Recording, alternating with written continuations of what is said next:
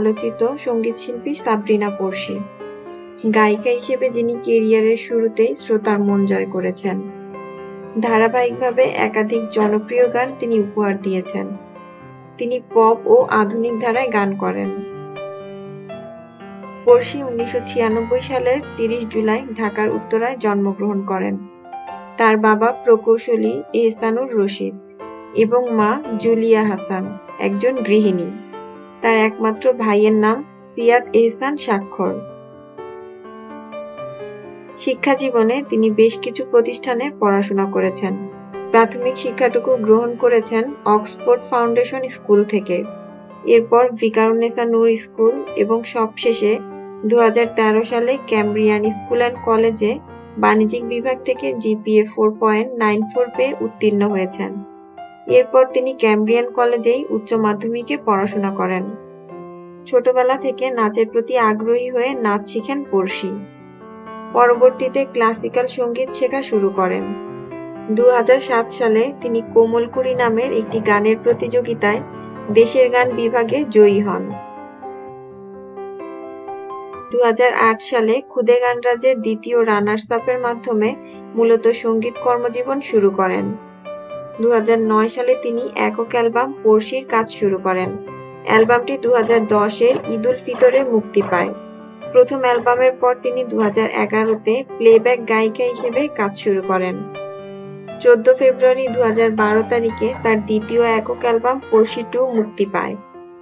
2012 সালে পড়শি বর্ণমালা নামের একটি ব্যান্ড দল গঠন করেন। 2013 সালে ঈদ উল ফিতরে তার তৃতীয় একক অ্যালবাম পড়শি 3 মুক্তি পায়। এই অ্যালবামে জনম জনম, হৃদয় আমার, লাভ স্টেশন শিরোনামের গানগুলো বেশ জনপ্রিয়তা পায়। সম্প্রতি 5 সিকুয়াল অ্যালবাম নিয়ে কাজ করছেন জনপ্রিয় কণ্ঠশিল্পী সাবরিনা পড়শি। পড়শি 4 নামের এই অ্যালবামটি চলতি বছরই মুক্তি পাবে।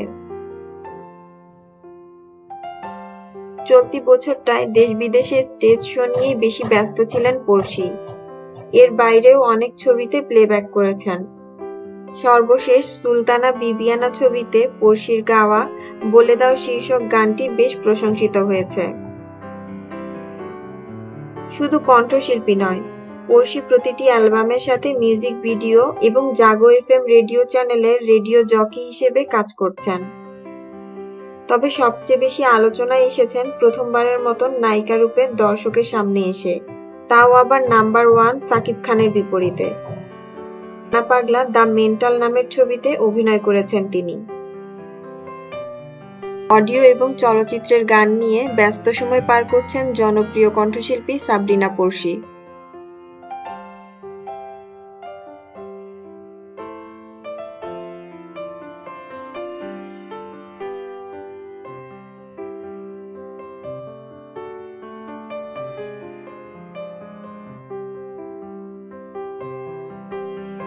আমাদের চ্যানেলের সঙ্গে থাকার জন্য সকলকে ধন্যবাদ।